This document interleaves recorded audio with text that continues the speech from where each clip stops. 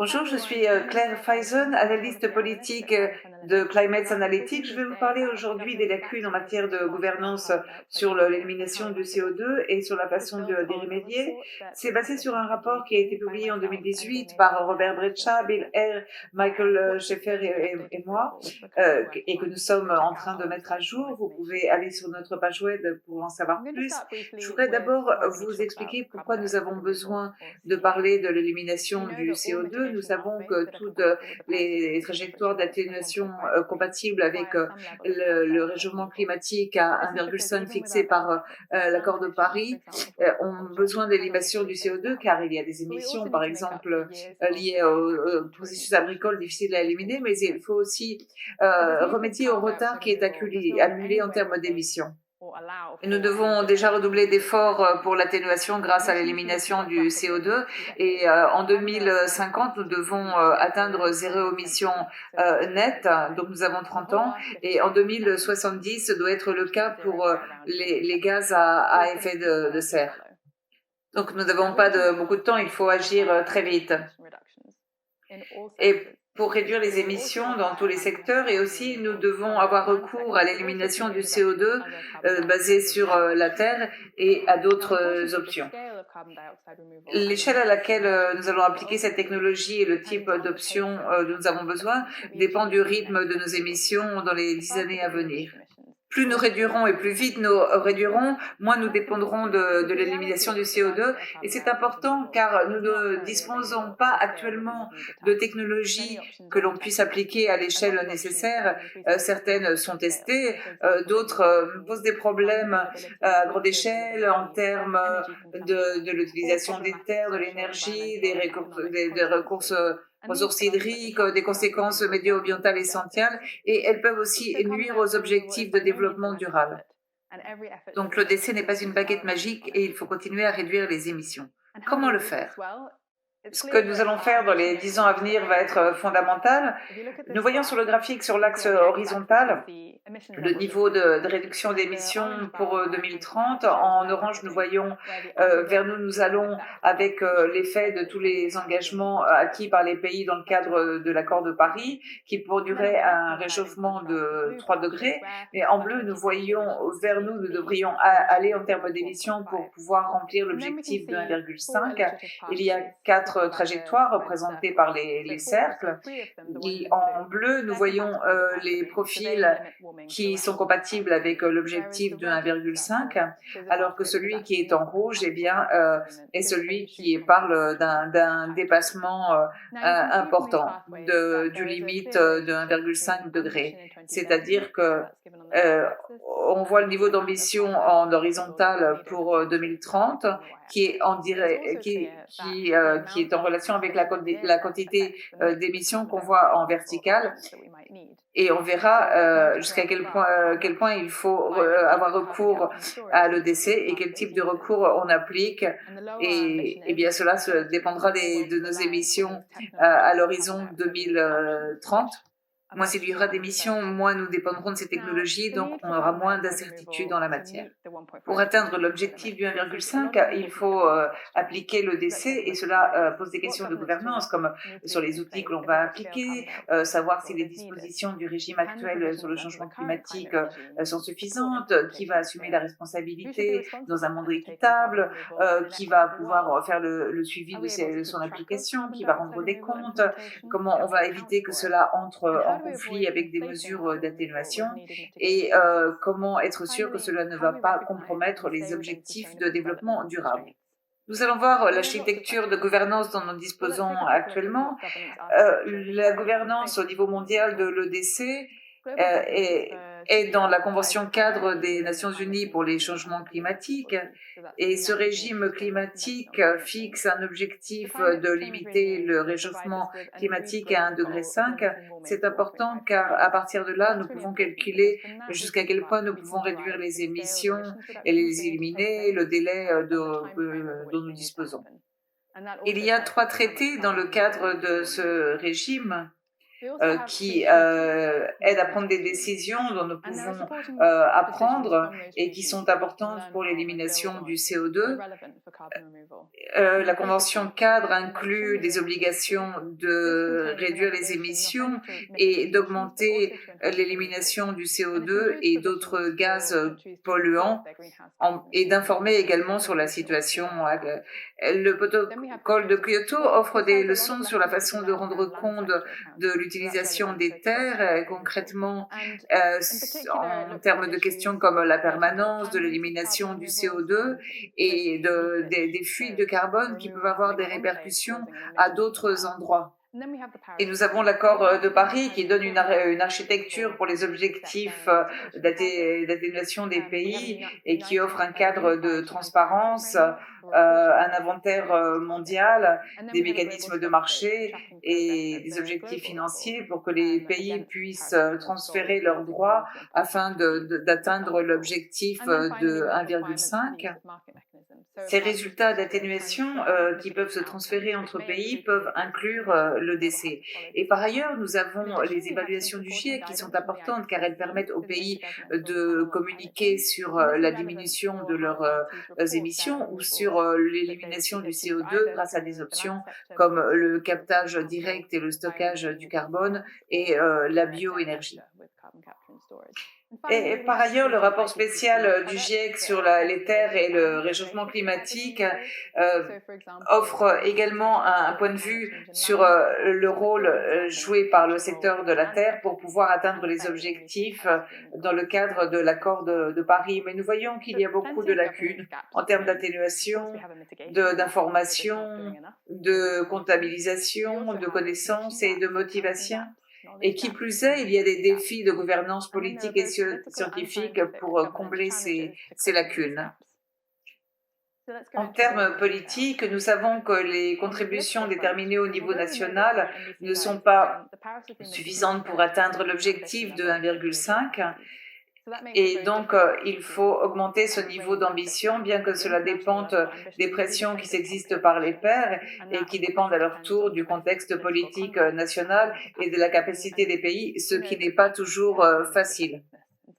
Par ailleurs, la responsabilité de l'application des technologies d'EDC n'a pas fait l'objet d'un accord, donc il y a des points de vue différents en fonction des pays sur la façon de répartir ces responsabilités au vu de tout ce qu'il faut prendre en compte. Et par ailleurs, il faut dire que l'accord de Paris est le fruit d'une négociation et qu'il n'est donc pas parfait.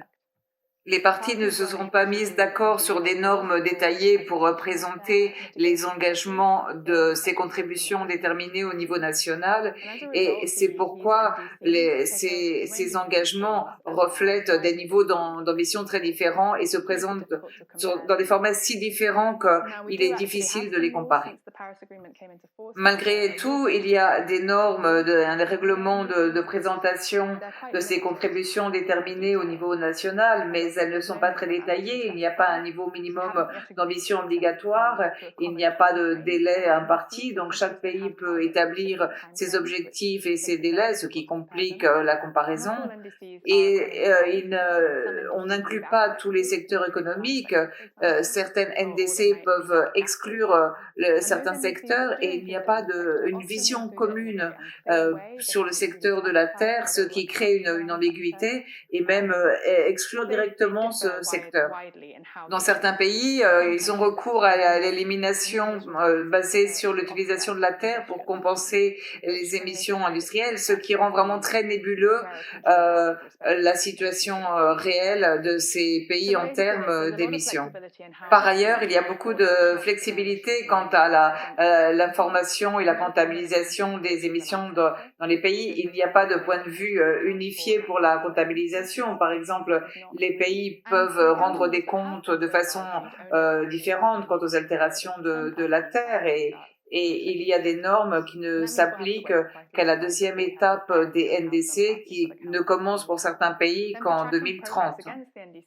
Qui plus est, les pays peuvent choisir leur propre ensemble d'indicateurs, ce qui, une fois de plus, complique la comparaison de la situation entre les différents pays, ainsi que le suivi des émissions de l'élimination et de la réduction. Parfois, il est difficile car les pays peuvent manquer de capacité, comme c'est le cas dans les pays en développement, et cela vaut aussi pour le rapport sur les inventaires qui est très différent entre les pays. Il y a des pays en développement où on peut mettre en marche un projet de bioénergie avec captage et stockage du carbone dans un endroit utilisé pour alimenter le bétail, et alors c'est très difficile d'évaluer ce cycle de captage et ensuite de libération du carbone. Et il n'y a pas d'accord sur des normes qui régissent les transférences des émissions entre les pays, et cela peut générer une double comptabilité ou faire en sorte que les émissions soient comptabilisées dans des endroits différents ou à des moments différents.